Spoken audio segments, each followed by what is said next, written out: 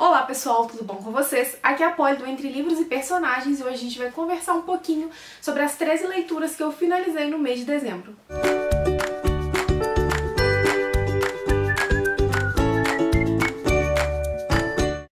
Dezembro foi um mês de muitas leituras e sua grande maioria leituras mais leves, porque eu aproveito esse clima de fim de ano pra fazer aquelas leituras que aquecem o coração, sabe?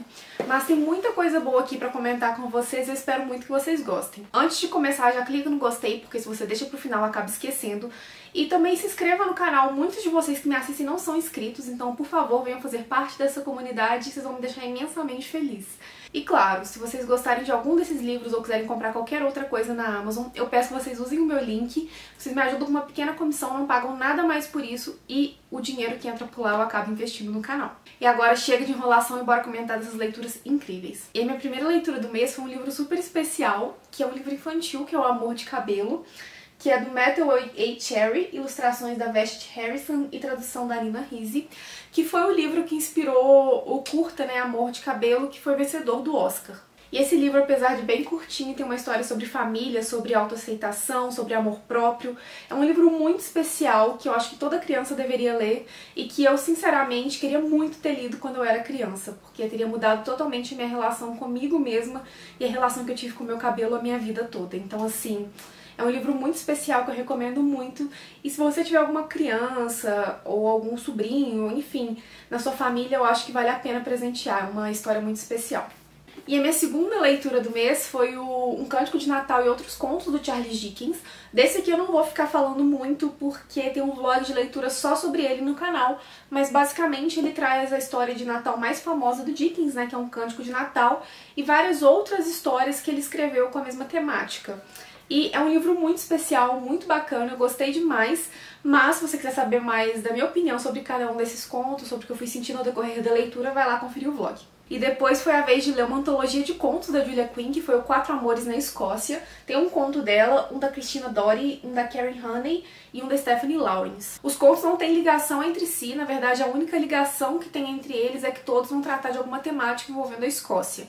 No conto da Julia Quinn a gente tem uma mulher inglesa que vai se ver num casamento de mentirinha com um escocês, enquanto ele está procurando a irmã e ela está procurando o irmão, ambos fugidos. No conto da Stephanie Lawrence a gente tem um cavaleiro retornando para sua casa e descobrindo que uma inimiga que ele tinha de infância se tornou uma bela mulher e começando a nutrir sentimentos por ela. No conto da Christina Dory a gente tem uma mulher que é escocesa, que ela tem uma personalidade muito forte, sendo sequestrada por um inglês arrogante, e os dois já têm um sentimento ali que existe entre eles e ela tá tentando lutar contra esse sentimento e ele tá tentando reconquistá-la. E o conto da Karen Honey vai falar sobre uma lenda, né? Onde um chefe de um clã escocês tem que se casar com uma mulher que ele não conhece. E claro, né, gente, é um livro de contos, então tem alguns que são melhores que outros. Da Julia Quinn eu adorei também o da Christina Dory. Eu não gostei muito da Stephanie Lawrence, sabe? Mas, no geral, assim, foram contos bons. Nenhum deles me deixou cansada ao ler ou fiquei, nossa, que saco, quero terminar pra começar o próximo, sabe? Todos me agradaram de alguma forma, mas tiveram esses dois que se destacaram, que eu gostei demais, assim. Então é um livro bacana pra passar o tempo, são contos curtos, são contos leves, eu acho que vale a pena a leitura, recomendo. E aí foi a vez de terminar uma série que eu adorei acompanhar, que foi muito gostosa, muito envolvente, que foi Encontrada Até Quinta, o último volume da série Noivas da Semana, da Catherine Bybee. Aqui a gente vai ter a história da Gabi e do Hunter. O Hunter é um homem muito rico, que ele não costuma se afeiçoar às pessoas, ele não quer um relacionamento, mas ele precisa se casar e permanecer casado durante um tempo. Eu não vou falar o motivo, vocês vão ter que ler pra descobrir. E ele acaba, de certa forma, fazendo com que a Gabi se case com ele. A Gabi, ela foi protagonista de um drama no livro anterior, ela passou por maus bocados e ela não queria se ver casada. Mas o Hunter faz com que ela se case e os dois vão começar a conviver. De início, essa convivência vai ser muito complicada porque ela não confia nele, mas aos poucos eles vão nutrindo sentimentos um pelo outro. No entanto, os amigos dela, né, que aparecem nos 6 livros anteriores, eles desconfiam desse casamento, o motivo dela ter se casado, porque ela estava muito machucada, ninguém esperava aquilo dela. E por outro lado, o Hunter vai ter que mover céus e terras pra proteger a Gabi, porque pessoas do livro anterior que fizeram muito mal pra ela vão começar a reaparecer, sabe? Então, é aquele tipo de livro que tem um romance meio gato e rato, que tem segundas chances, que tem muita amizade, que tem os personagens anteriores retornando e que tem aquele mistério também, aquele drama que você fica com a pulga atrás da orelha pra saber o que vai acontecer e quando vai acontecer, sabe? Eu gostei muito do desfecho dessa série, eu gostei muito da série no geral. Ela é bem clichê, tem os finais que você já espera, mas é aquele tipo de leitura leve pra você intercalar entre leituras pesadas, que aquece o coração, que você termina com um sorriso no rosto, sabe? Gostei muito da série, recomendo se você estiver procurando esse estilo de leitura. E logo depois foi a vez de ler O Casamos, da Bárbara Sá, que vai contar a história da Juliana e do Guilherme. Eles são um casal que estão organizando a primeira festa de Natal para a família na casa deles. No entanto, não é uma simples festa de Natal, né? Porque eles decidiram que eles vão fazer também um casamento surpresa para a família. Então a gente vai acompanhar toda a ansiedade dos dois, a gente vai conhecendo um pouquinho da história deles. E depois a gente vai acompanhar, né, esse casamento, esse Natal, a reação das famílias, como tudo acontece, enfim. É um conto bem leve, que traz bem aquele clima de Natal mesmo, e eu achei, assim, a cara da Bárbara, porque tinham frases e tinham coisas que eram comentadas ao decorrer da história, que pra mim eram a cara dela, eu podia imaginar facilmente ela falando aquilo. Então, assim, foi interessante, eu gosto muito do jeito da Bárbara, então eu me diverti bastante com o conto. E eu já tinha lido o primeiro conto de Natal que ela tinha publicado, e do primeiro pra esse, que eu acho que foi o segundo ou terceiro, não tenho certeza, deu pra sentir uma evolução muito grande na escrita dela, assim, sabe? Então, eu gostei bastante, achei bem divertido. Não é um conto que vai mudar a sua vida, mas é uma leitura muito prazerosa e que eu acho que vale a pena fazer sim, então eu recomendo a vocês. E depois, gente, eu tava muito empolgada com o meu Kindle novo, então eu quis ler e-book de novo e eu acabei lendo Valentes, que é a história de refugiados no Brasil, da Ariane Carraro e da Duda Porto. É um livro muito interessante que eu acho que todo mundo deveria ler para desmistificar muito essa questão dos refugiados, o que acontece para eles virem para outros países, aquela ideia absurda de que eles estão roubando o lugar das pessoas que moram naquele país, porque isso é de um preconceito assim e de uma falta de conhecimento tremenda. As autoras começam falando sobre a lei dos refugiados no Brasil, como ela é uma das mais modernas do mundo e como ela tem se visto ameaçada por causa das nossas políticas atuais. Depois elas vão traçar as histórias de refugiados do mundo todo que vieram para o Brasil, e antes de falar desses refugiados, por exemplo, da África, da Europa e de vários outros lugares, elas traçam uma espécie de análise e um resumo dos conflitos que acontecem naqueles locais e que fizeram com que as pessoas se refugiassem para outros países, sabe? Então, é um livro que ele vai trazer rosto para esses refugiados que moram no nosso país, que vão despertar nossa sensibilidade, ver as coisas com outros olhos e que vai trazer muito conhecimento também, que eu acho que é fundamental, né? Então recomendo demais. Eu li em e-book, mas eu espero ter o exemplar físico em breve, porque é um livro, assim, que eu acho extremamente necessário. E logo depois foi a vez de uma releitura, que foi o Do Que Eu, da Julia Quinn. Eu reli pra poder assistir a série com a história bem fresca na minha cabeça, e foi muito gostoso, porque o meu livro tinha pouquíssimas marcações, mas agora tá todo marcado. Eu acho que não vai dar pra ver, mas tá tudo bem. E foi muito divertido, eu tinha me esquecido o quanto esse livro é divertido. Eu tinha me esquecido do quanto a Julia Quinn consegue envolver a gente desde o primeiro volume, apesar do problema que ele traz, né, que a gente sabe que existe. E que agora eu já vi com outros olhos, que talvez na primeira vez eu não tivesse lido tão atenta a esse respeito. Mas, gente, foi uma releitura maravilhosa, me apaixonei de novo por esses irmãos, senti aquela raivinha do Anthony que a gente sente no primeiro livro, e pra depois, né, se apaixonar por ele no segundo. Enfim, amei muito a releitura. E aproveitando o ensejo, gente, eu assisti Bridgerton logo depois, né, porque foi a intenção. E eu gostei demais da série, gostei muito mesmo. Tiveram só dois pontos que me incomodaram um pouco, que foi primeiro a submissão da Violet em relação ao Anthony em algumas coisas. Eu sei que era bem característico da época, mas a Violet do livro eu acho que ela era mais pulso firme com os filhos, assim, com os filhos homens, no caso. Mas foi uma cena ou outra, não foi durante toda a série.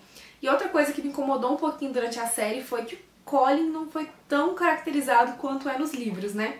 Mas eu também, relendo, vi que ele não aparece tanto no primeiro livro, então talvez nos próximos eles tragam aquele Colin cheio de ironias e comilão que a gente conhece, né? Então vamos aguardar. Mas no geral eu gostei muito da série. Gostei muito das mudanças que eles fizeram, achei que deu um bom ritmo pra trama, não achei que desvirtuou o livro da Julia Quinn, como muita gente falou. E eu gostei também deles terem revelado que é na Lady Whistledown na primeira temporada.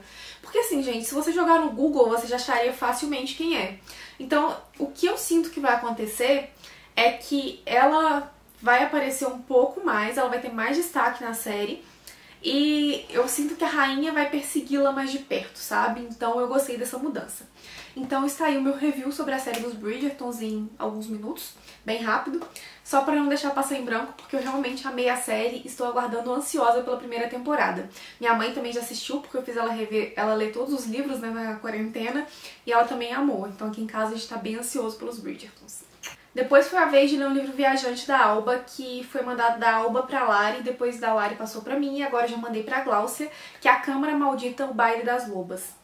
É um livro da Mireille Camel e é um livro ambientado numa França medieval. Eu nunca tinha lido nada nessa época, fiquei super intrigada pela premissa, achei que seria uma coisa muito interessante e de fato, assim, gente, o início foi eletrizante. A gente tem a Isabel no início, que tá apaixonada, que vai se casar, até que o senhor de Sherazon, eu acho que é assim mesmo que fala, enfim, ele põe os olhos naquela moça e ele fala, tudo bem ela se casar, eu dou o meu apoio, mas a primeira noite dela vai ser comigo, assim, um absurdo dos absurdos, né, mas enfim.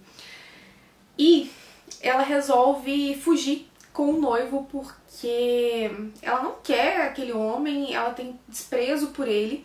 Então os dois fogem e muitas coisas acontecem, coisas que vão influenciar na vida dos dois, na vida da família e que vão fazer com que toda a trama se desenrole. E em meio a isso tem lobos também atacando as pessoas e pessoas específicas e eles querem entender de onde surgiram esses lobos, eles querem a morte desses lobos, então vai pra uma fantasia também.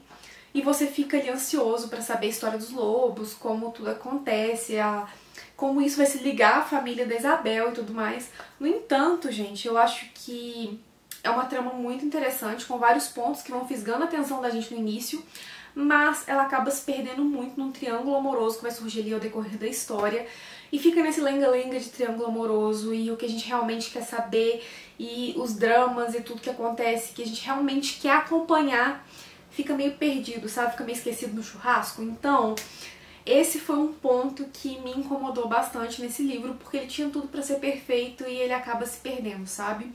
O final é muito interessante, deixa, sim, curioso pro próximo volume, porque acontece mais uma vez aquele monte de cena eletrizante, uma coisa atrás da outra que você fala, meu Deus.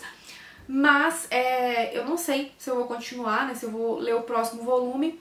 Primeiro porque é muito difícil de achar e segundo porque eu tenho medo de continuar nessas lenga-lengas de triângulo amoroso e de histórias assim que vão acabar me cansando, sabe? Mas no geral, pela parte das lendas, pela parte do misticismo e por conhecer essa ambientação da França medieval foi bem interessante, eu gostei bastante. Pena que o livro se perdeu no caminho. E a minha leitura seguinte foi uma das favoritas do ano passado, então já comentei um pouquinho sobre esse livro aqui no canal.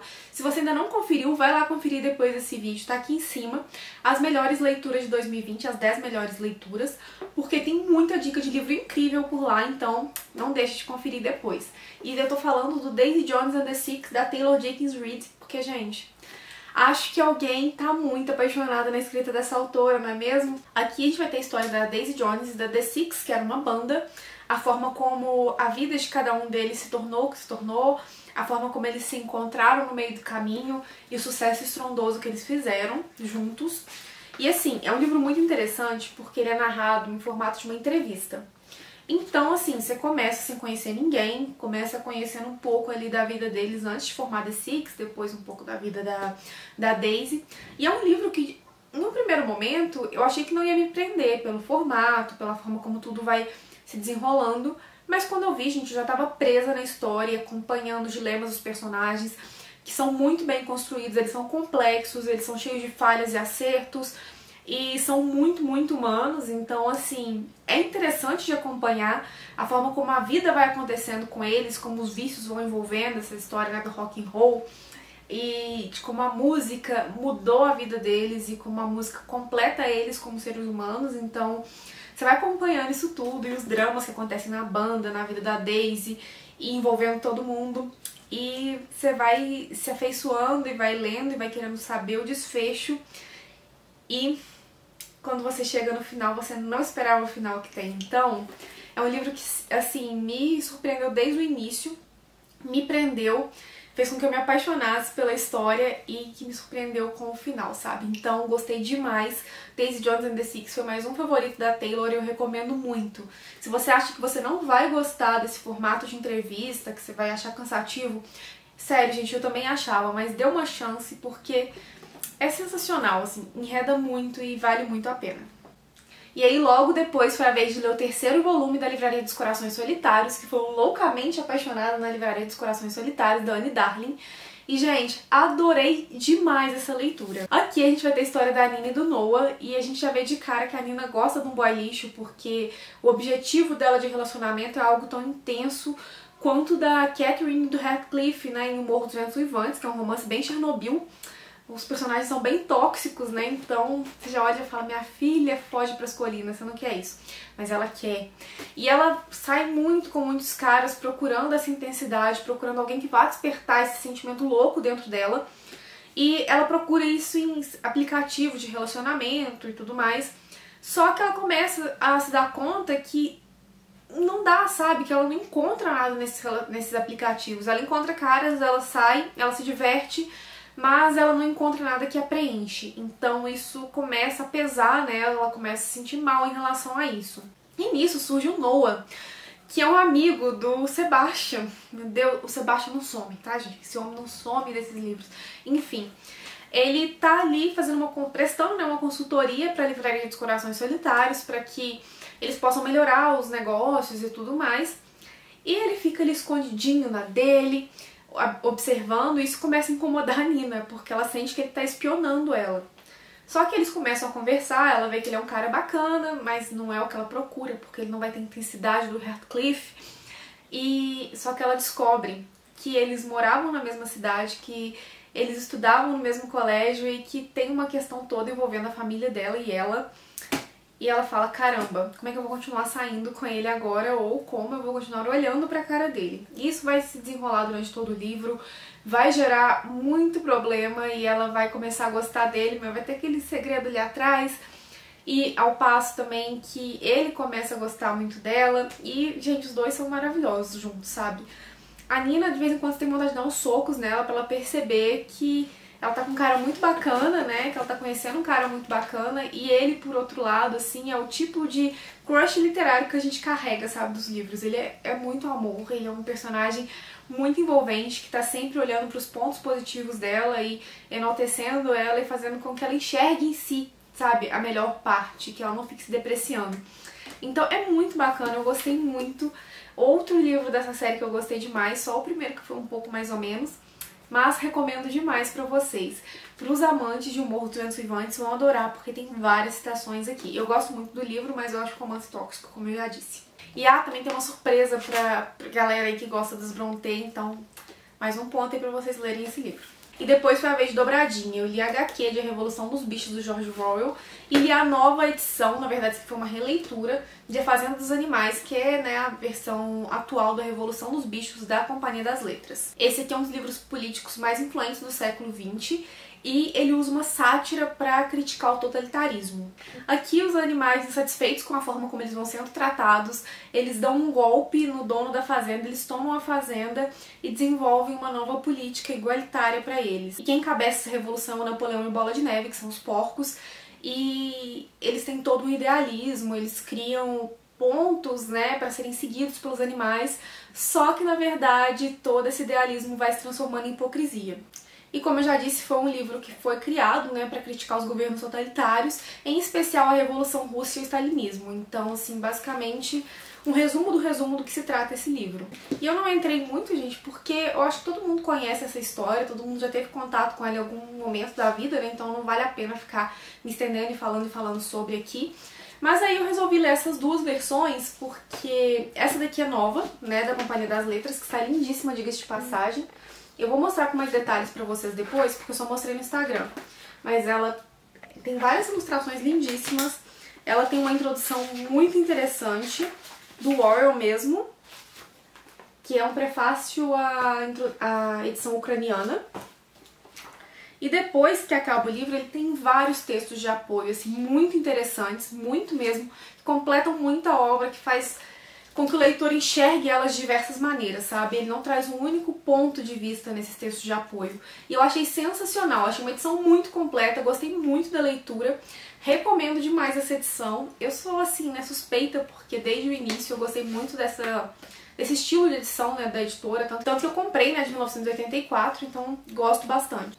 E foi uma releitura incrível, porque essa história aqui, ela tem pontos dela que nunca envelhecem, né, gente? Então, muito interessante. E aí logo depois eu resolvi conferir a HQ, né, a graphic novel de A Revolução dos Bichos, pra saber se eles tinham conseguido manter a essência, como tinha ficado a adaptação. Vocês sabem que eu gosto de olhar esse tipo de coisa.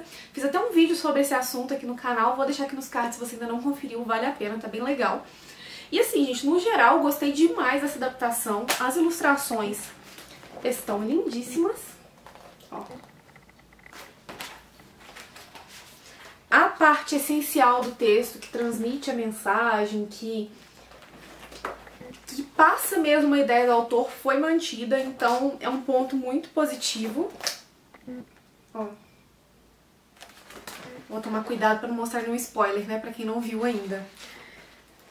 E achei, assim, muito boa, sensacional, como a maioria, né, das adaptações em graphic novel, em HQ da Companhia das Letras.